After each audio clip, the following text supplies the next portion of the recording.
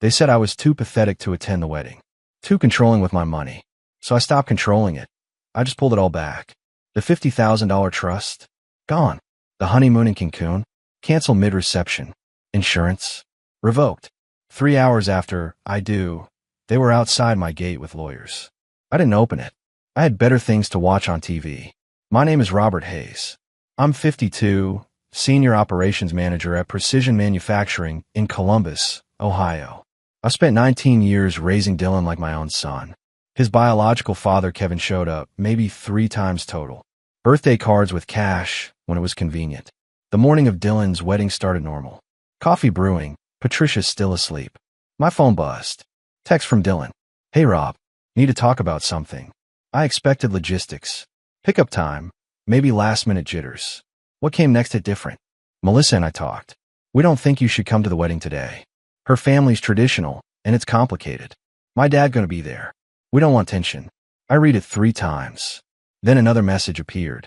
Melissa thinks you've been controlling with money stuff. She says it's pathetic how you hold it over my head. We want a drama-free day. Hope you understand. Pathetic. That word just sat there on the screen. I didn't respond. Didn't yell. Just stood in my kitchen in boxers and an old Ohio State shirt, holding cold coffee. 19 years. I paid for his braces when Kevin couldn't. Taught him to drive in my Silverado. Co-signed his first apartment. Wrote checks for Columbus State. Then more when he switched to graphic design. I bought his first car. A Honda Accord. Nothing fancy. Changed the oil myself every 3 months. When he totaled it on I-270, I didn't scream. Filed insurance and helped him find another. Last year when he proposed, I took him to dinner. Downtown steakhouse. Told him I was proud. That I'd always be there. He called me dad that night. And now this. I walked to my office and pulled down an old file box labeled Dylan. Important documents. Inside were receipts. Every single one. Tuition payments. Rent checks. Car title with my name. Medical bills. Insurance policy additions. And the trust fund. $50,000 I'd set up 7 years ago after a promotion. Discretionary trust. Me as grantor. Paperwork was clear. I retained all rights to revoke or redirect funds anytime. Dylan just knew there was some money set aside for a house or family. Footsteps on the stairs. Patricia appeared, hair messy, still in her robe. Rob, aren't you getting ready? We leave in an hour, Patricia said. We're not going, I said quietly. She blinked. What? Dylan doesn't want me there. Her face shifted. Not surprise. Something else that told me she knew. How long have you known? I asked. She hesitated. Patricia, how long? They told me last week, she admitted. Melissa's family is particular. Kevin's going to be there and they thought it would be easier. Easier for who? She didn't answer. I pulled out the trust documents and laid them on the desk. What are you doing? Patricia asked. Correcting a mistake, I said. The office felt smaller than usual. Maybe because the walls were closing in with the weight of what I was about to do. I sat at my desk and opened my laptop, pulling up the folder I created years ago. Encrypted, password protected. The kind of thing you set up when you're trying to be responsible, when you still believe family means something. Inside were PDFs of every major financial document tied to Dylan. The trust agreement, bank statements showing deposits, receipts for the car payments, insurance premiums, tuition checks. Even the stupid $500 loan I gave him 3 years ago when he needed new tires and swore he'd pay me back. He never did. I clicked on the trust document first. $50,000, established in 2017. The language was clear as day. Grantor retains full discretionary authority, including revocation, reallocation, and modification of beneficiary terms at any time without consent of beneficiary. Translation, it was mine. All of it. I could freeze it, redirect it, donate it to the Humane Society if I wanted to. Dylan had no legal claim. I opened a new email to my estate attorney, Lou Chambers. Lou and I went back 15 years. He'd handle my will, Patricia's will, the paperwork when we bought the house. Solid guy, didn't ask unnecessary questions. Lou, need immediate action on the discretionary trust for Dylan Hayes. Freeze all distributions effective immediately. Prepare formal revocation documents. We'll call Monday to discuss permanent reallocation. Rob, I hit send before I could second-guess myself. Next was the travel folder. Dylan and Melissa's honeymoon. Cancun, 5-star resort, all-inclusive package. Booked 8 months ago under my credit card as a wedding gift. $12,000. The confirmation email sat right there in my inbox, complete with reservation number and cancellation policy. I forwarded it to myself, then opened the resort's website and found a contact form. Typed quickly, professionally. To whom it may concern. I need to cancel reservation number 84729 under the name Hayes. The cardholder is initiating a chargeback effective immediately. Please confirm cancellation. No further contact necessary. Send. The car insurance was next. I pulled up the policy documents. Dylan was still listed under my plan, had been since he turned 16. I kept him on it even after he moved out, even after he got his own place. Save him a fortune in premiums. I called the insurance company. Automated system first, then a live person. State Farm, this is Jennifer. How can I help you today? I need to remove a driver from my policy. Today, I said. Absolutely, sir. Can I get your policy number? I rattled it off. And the driver's name? Dylan Hayes. Typing sounds. Okay, I see him here.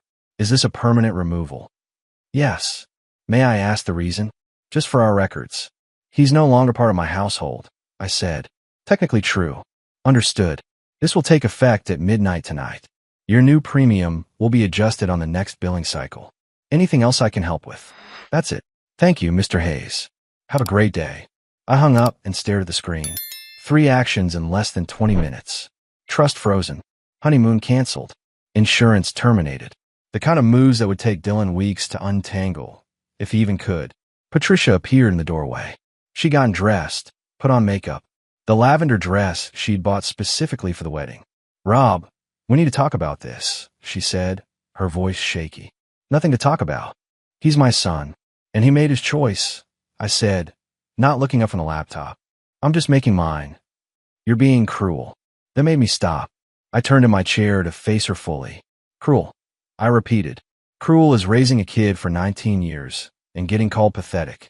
Cruel is being uninvited to a wedding you paid for. Cruel is finding out your own wife knew about it and said nothing. Her eyes filled with tears. They didn't want to hurt you. Well, mission failed, I said, turning back to the computer. Now if you'll excuse me, I have more mistakes to correct. She stood there for a moment longer, then left. I heard her heels on the hardwood, heard the bedroom door close upstairs. I pulled up one more document. Dylan's apartment lease. I'd co-signed it 14 months ago when his credit wasn't good enough. The lease renewal was coming up in 6 weeks. I made a note to contact the landlord Monday morning and remove myself as guarantor. They wanted me out of their lives. Done. But they didn't get to keep the safety net I'd built underneath them. The house felt different after Patricia left for the wedding. Quieter, but not peaceful. More like the silence before a storm breaks. I made another pot of coffee and went back to my office. There was one more thing Dylan didn't know about. The big one. 3 years ago, my company went through a major restructuring. I'd been with Precision Manufacturing for 26 years, worked my way up from floor supervisor to senior management. When they consolidated the Ohio operations, I was offered early retirement or promotion. I took the promotion and a fat bonus. $68,000 after taxes. Patricia wanted to use it for a kitchen remodel. I told her we'd get to that eventually. Instead, I set up a second trust. Called it the Grandchild Fund in my head, though I never told Dylan or Patricia the full amount. Just mentioned once or twice that I'd put aside something for the future. $250,000. Built up through smart investments, dividend reinvestment, a few lucky stock picks. The paperwork was buried in my safe deposit box at Huntington Bank, structured the same way as Dylan's trust. Discretionary. Revocable. Mine. I'd planned to give it to Dylan when his first kid was born. Help with a house down payment, college fund, whatever they needed. I'd picture myself as the grandfather who could make life easier, the way my grandfather had done for me. Now, that money was going somewhere else. I called Lou Chambers. Saturday morning, but he picked up on the third ring. Rob, I got her email. You sure about this? Lou asked. Completely sure. There's more. More. I have a second fund. Larger.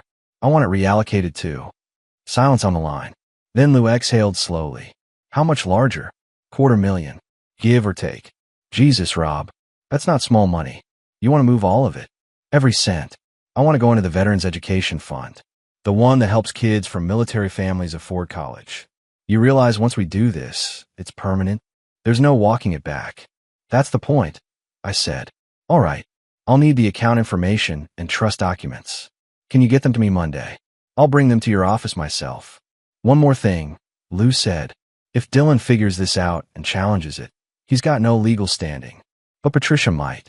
As your spouse, she could argue community property, especially if any of this was accumulated during the marriage. The bonus was mine. The investments were mine. She never touched them. Okay, just making sure you know the landscape. I'll have everything drafted by Tuesday. I hung up and opened my email. The wedding had started 30 minutes ago. I pulled up Facebook on my phone, searched for Melissa's mother's profile. She'd been posting photos all week. Sure enough, there it was. Live updates. A photo of the ceremony space. White chairs, flower arrangements, string lights. Another photo of Kevin Brock in a cheap suit, standing next to Dylan at the altar. The caption read, "So blessed to have both fathers here to support this beautiful union." Both fathers. Like I was just an accessory, an optional extra. I kept scrolling. Found a post from 2 weeks ago. Melissa's mother talking about wedding planning. One of the comments caught my eye. "So glad you could keep it intimate. Family only is always better." Melissa's mother had replied, "Exactly. Just the people who really matter." I took a screenshot, forwarded it to my phone. Then I did something I'd never done before.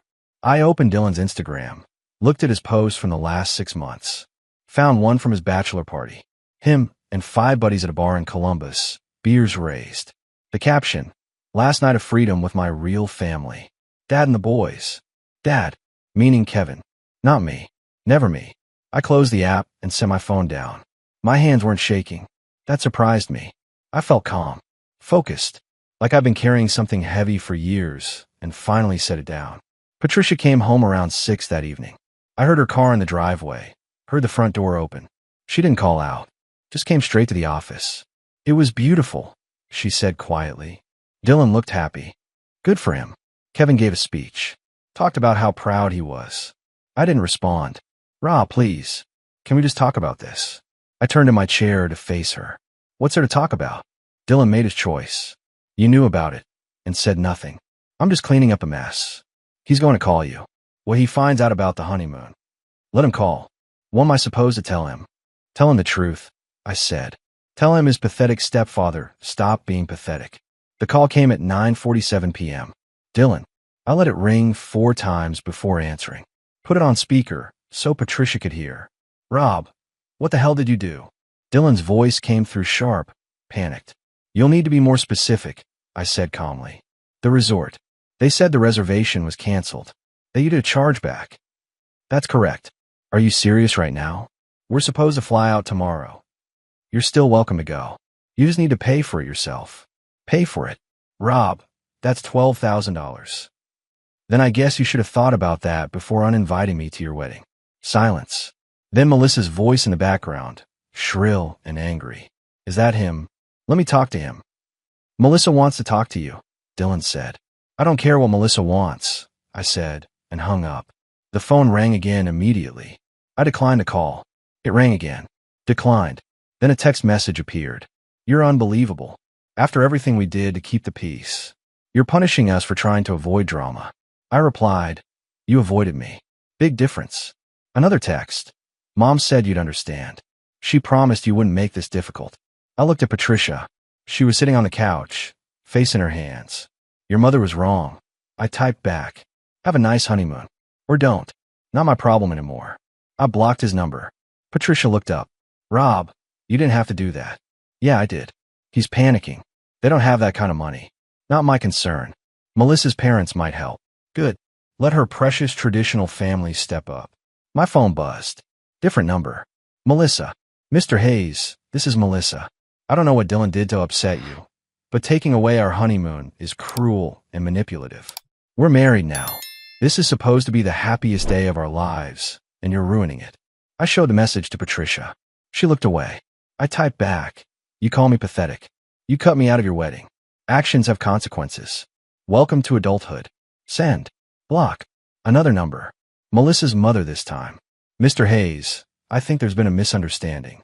Perhaps we can discuss this like adults? I didn't respond. Just blocked it. Then my phone rang. Kevin Brock, Dylan's biological father. I almost laughed. Yeah. I answered. Rob, it's Kevin. Listen, Dylan called me upset. Maybe we can work this out, man to man. Man to man. I repeated. That's rich coming from you. I know we've had our differences. You don't know anything. You weren't there when he had pneumonia at age 10. You weren't there when he failed algebra. You weren't there for anything except photo opportunities. I'm trying to help my son. Your son. Now he's your son. Where was that energy for 18 years? Look, I can't give them 12 grand for a honeymoon. Can you just? No, I said, and hung up. Patricia stood up. This is getting out of hand. It's just getting started. What does that mean? I pulled up the email from Lou. It means Monday morning. I'm signing papers that revoke Dylan's entire trust. $50,000. Gone. Her face went white. Rob, that's his future. He made his choice about his future. I'm making mine. He'll never forgive you. I'm not looking for forgiveness, I said. I'm looking for peace. Monday morning came with emails. Lots of them. I ignored most, but one caught my attention. Sender, Jessica Thornton, Dylan's ex-girlfriend from college. They dated for 4 years before Melissa came into the picture. Mr. Hayes, I heard what happened. I'm sorry. Dylan was lucky to have you. He just never realized it. Jess. Short. Simple. More meaningful than anything I'd gotten from my own family. I replied, Thank you, Jessica. That means more than you know. She responded within minutes. If you need someone to talk to, I'm around. Dylan and I don't speak anymore, but I remember how good you were to him. To both of us. I closed the email and headed to Lou's office. The drive took 20 minutes through downtown Columbus traffic. Lou's practice was in a converted Victorian on High Street, the kind of building that looked like someone's grandmother lived there. His assistant showed me into the conference room. Lou was already waiting, files spread across the mahogany table. Rob, good to see you.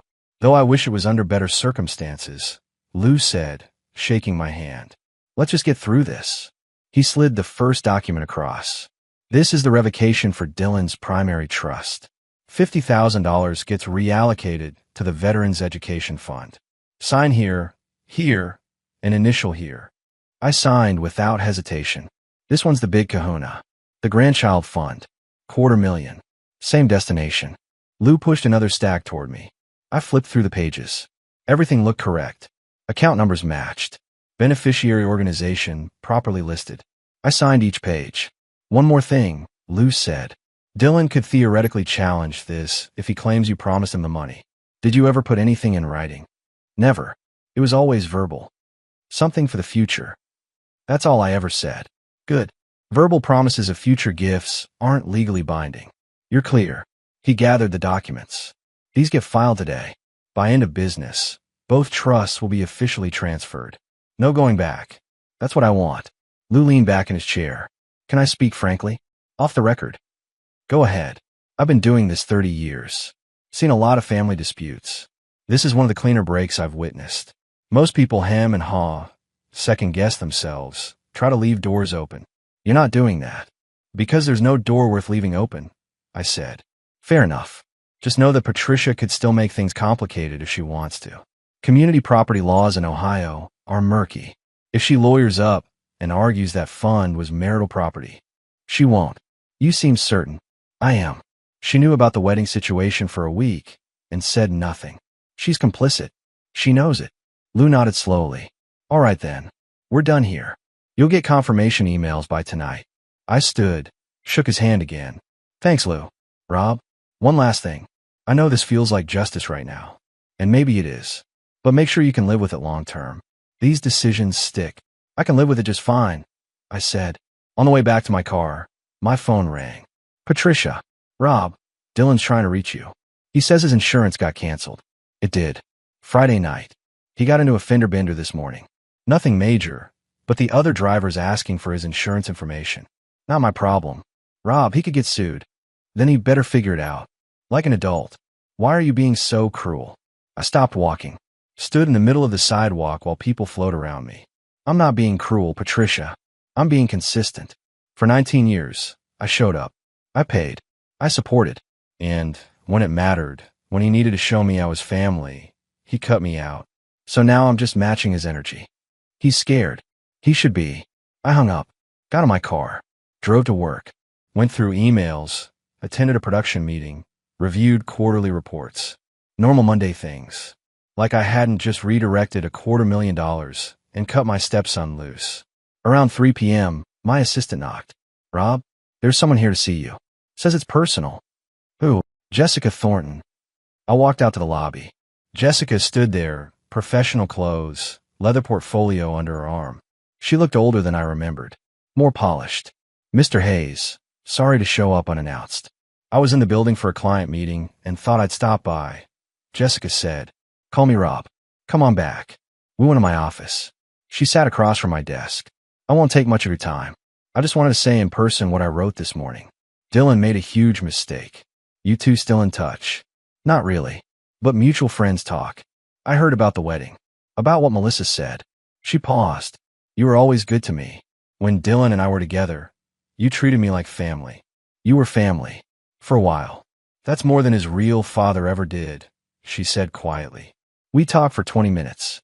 She told me about her job, her life. It felt normal. Easy. Like talking to someone who actually remembered who I was. After she left, I sat at my desk and realized something. The people who mattered, who really saw me, they weren't blood. They were the ones who showed up. Tuesday afternoon, I got a call from a number I didn't recognize. California area code. I almost didn't answer. Robert Hayes, I said. Mr. Hayes, this is Roger Carrington, Melissa's father. I leaned back in my chair. What can I do for you, Mr. Carrington? I think we can dispense with formalities. You know why I'm calling. I really don't. My daughter is distraught. Your stepson is panicking. They're supposed to start their lives together, and instead they're dealing with financial chaos. Sounds like a them problem, I said. Mr. Hayes, I understand you're upset about the wedding invitation situation, but what you're doing is vindictive. Vindictive would be showing up to the wedding and making a scene. I stayed home, quietly. Then I adjusted my financial arrangements. That's called boundaries. You canceled their honeymoon. I canceled my honeymoon gift. Big difference. Roger's voice hardened. I've spoken with an attorney. What you did might constitute financial elder abuse or coercive control. I laughed. Actually laughed. Elder abuse. I'm 52. And coercive control requires an ongoing relationship. We don't have one anymore. The trust fund was mine to revoke at any time. Check the paperwork. Your son-in-law doesn't have a legal leg to stand on. This isn't about legality. It's about decency. You want to talk about decency? Let's talk about your daughter calling me pathetic. Let's talk about planning a wedding for months and not having the guts to tell me face-to-face that I wasn't wanted. That's not decency. That's cowardice. Silence on the line. Mr. Carrington, if you got nothing else, I've got work to do. We're not done, he said. Yeah, we are.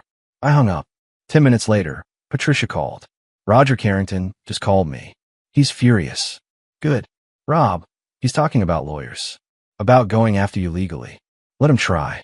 Lou already confirmed I'm bulletproof on this. But the stress, the drama started when they excluded me. I'm just finishing what they began. Dylan's asking if you'll meet with him. Face to face. Just the two of you. No.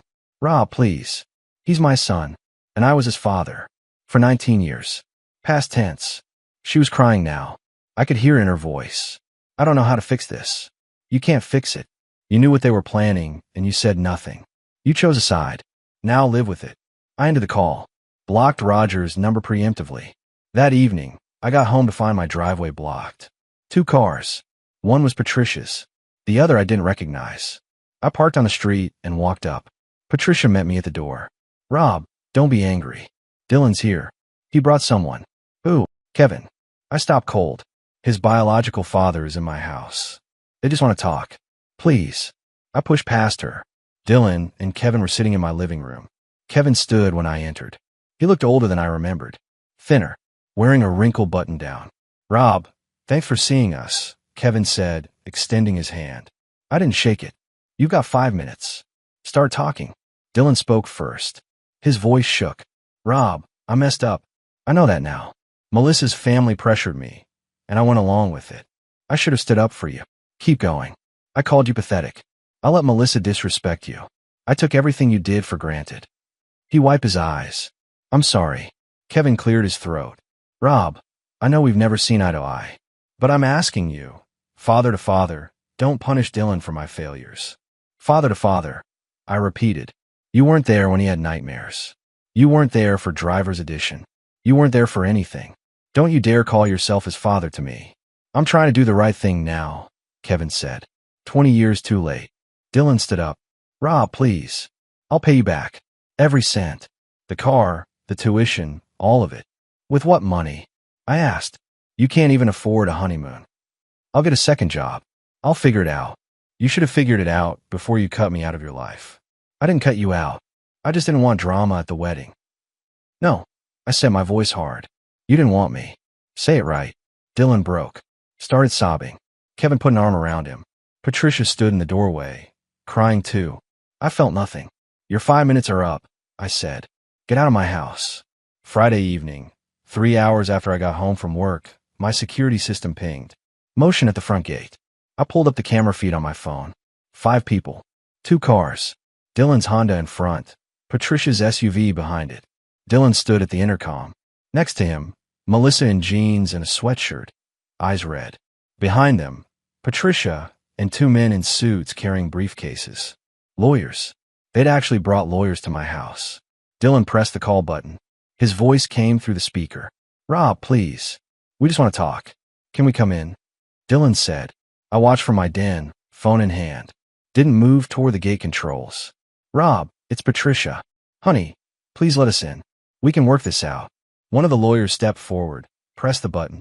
Mr. Hayes, my name is Todd Brennan. I represent Dylan and Melissa Hayes.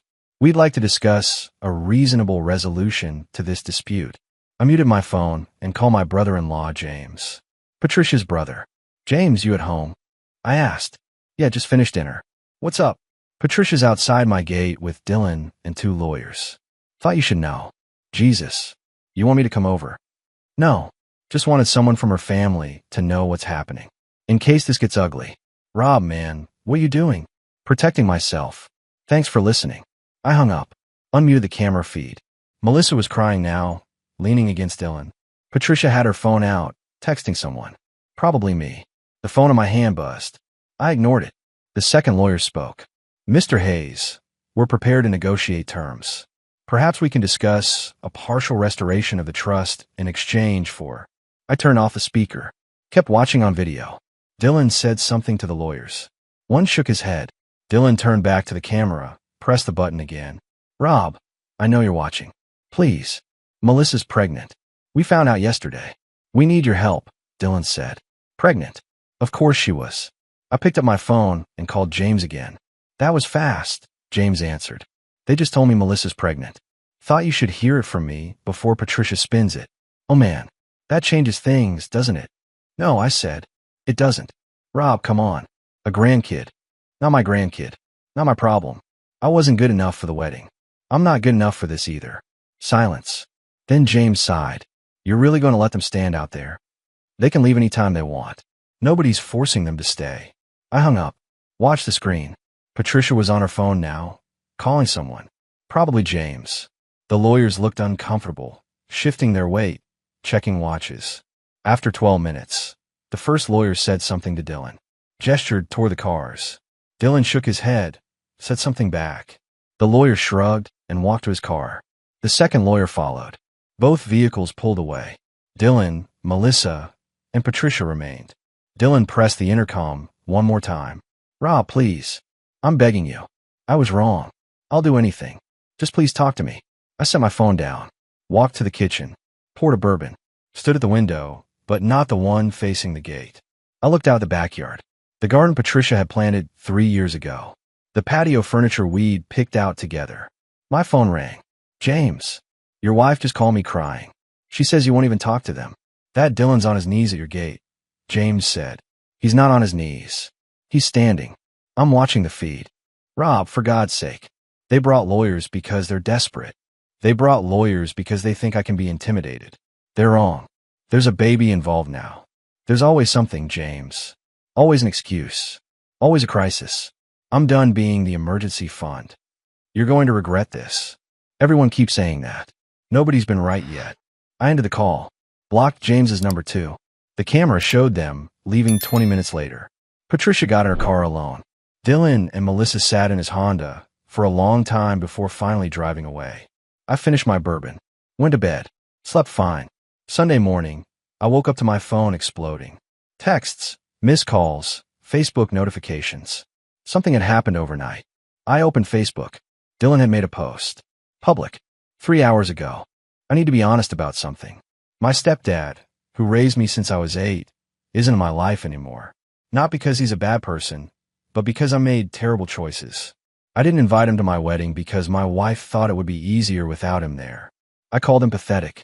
I took every dollar he ever gave me and never said thank you. Now he's cut me off completely, and I deserve it. If you see this, Rob, I'm sorry. I was wrong about everything. 473 comments. Most supporting me. Some calling Dylan manipulative for posting it publicly. A few calling me heartless for not forgiving him. Then I saw Jessica Thornton's comment. Posted an hour ago. Dylan, you don't get to publicly apologize and expect forgiveness. Rob deserves better than a Facebook post. He deserved better than how you treated him. I closed the app. Made coffee. Tried to ignore my phone. Patricia called at 9. Rob, did you see what Dylan posted? I saw it. Everyone's talking about it. His friends, my friends, people from church. This is humiliating. For who? Him or you? Both. People are asking me why this happened. What am I supposed to tell them? Tell them the truth. That your son excluded me and you let it happen. He's trying to make it right. By blasting it on social media? That's not making it right. That's damage control. What do you want from him? Nothing. That's the point. I want nothing. She hung up. My phone kept buzzing. Friend requests from people I didn't know. Messages from distant relatives. Everyone had an opinion. Then a private message from Melissa. Mr. Hayes, I know you hate me. I deserve that. But please, for the baby's sake, can we talk? I'm 8 weeks pregnant and terrified. We have nothing. No savings, no insurance, no plan. Dylan's trying to work 3 jobs just to cover rent. Please. I stared at the message. Read it 3 times. Then I blocked her too. An hour later, someone knocked on my door. I looked through the window. Jessica Thornton. She was holding a casserole dish. I opened the door. Jessica. Hey. Saw the Facebook drama. Thought you might want some company. And lasagna. She smiled. You didn't have to do this. I know. But Dylan's post pissed me off. He doesn't get to play victim after what he did to you. I let her in. We sat in the kitchen, ate lasagna, talked about everything except Dylan. Work, hobbies, life. Normal conversation with someone who didn't want anything from me. When she left 2 hours later, she hugged me at the door. You did the right thing. Don't let anyone tell you different. After she left, I went back to Facebook. Dylan's post had been shared 87 times. People were picking sides, creating teams, turning my family disaster into entertainment. I deactivated my account, shut it all down. Monday morning, Lou called. Rob, I'm getting calls. Dylan's lawyer is claiming financial elder abuse. Says you're weaponizing money. Can he win? Not a chance. But he can make noise. Might want to prepare for a media angle. Media. Local news loves this stuff.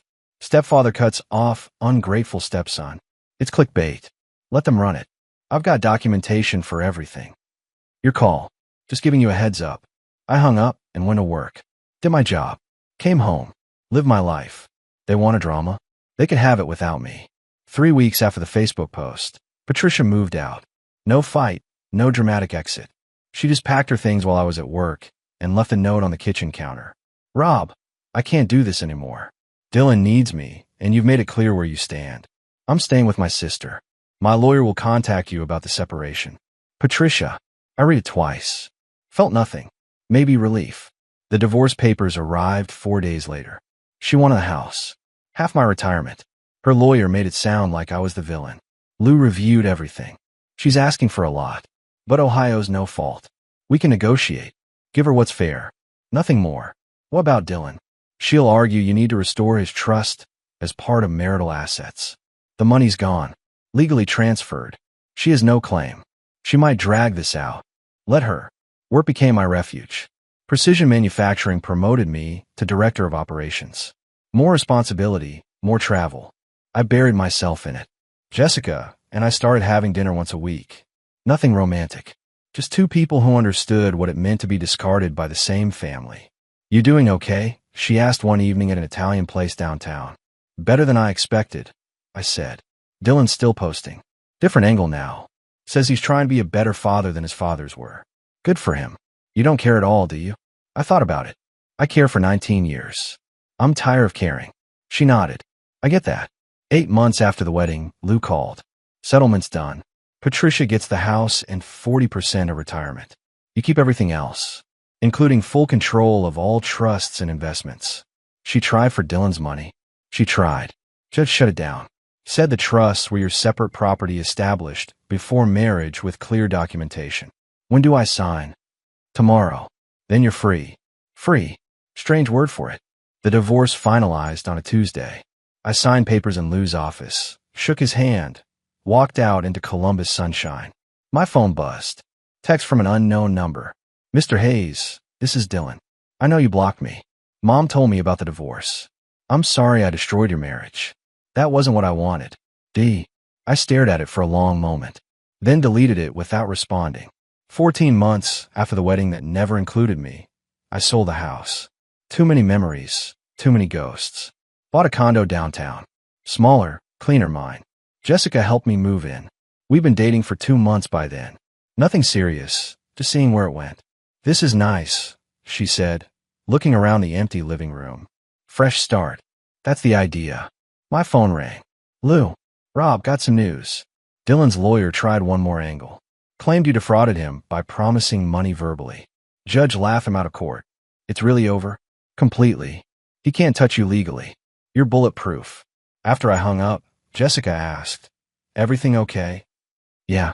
Finally. She smiled. Good. Because I have news too. Remember that email I sent to the Veterans Education Fund? Asking about their donors. Vaguely. They're naming their new scholarship program after you. The Robert Hayes Scholarship for Children of Absent Fathers. $250,000 endowment. They want you at the announcement ceremony. I sat down slowly. They're doing what? You changed lives, Rob. 20 kids are getting college money because of what you did. Something in my chest loosened. Not forgiveness for Dylan. Not reconciliation. Something else. Purpose. The ceremony was 3 weeks later. 20 families. 20 kids who'd grown up like Dylan. Without fathers. Struggling. I shook hands, took photos, listened to their stories. One kid, 17, looked like Dylan at that age. Mr. Hayes, thank you. My dad left when I was 6. Nobody ever stepped up. This scholarship means everything. I nodded, unable to speak. That night, Jessica and I had dinner at my place. You did good today, she said. I just redirected money. You redirected it to people who deserved it. That's not nothing. My phone buzzed. Patricia. Rob. Dylan's daughter was born yesterday. 7 pounds. Healthy. Thought you should know. I showed Jessica the text. You going to respond? She asked. No. You sure? I thought about it. About 19 years of showing up. About a wedding invitation that never came. About the word pathetic. I'm sure, I said, and deleted the message. Some bridges you don't rebuild. You just walk away and let them collapse behind you. I built something better instead. 20 scholarships. A new life. A woman who saw me clearly and stayed anyway. Dylan got what he wanted. A life without me in it. And I got what I earned. Peace.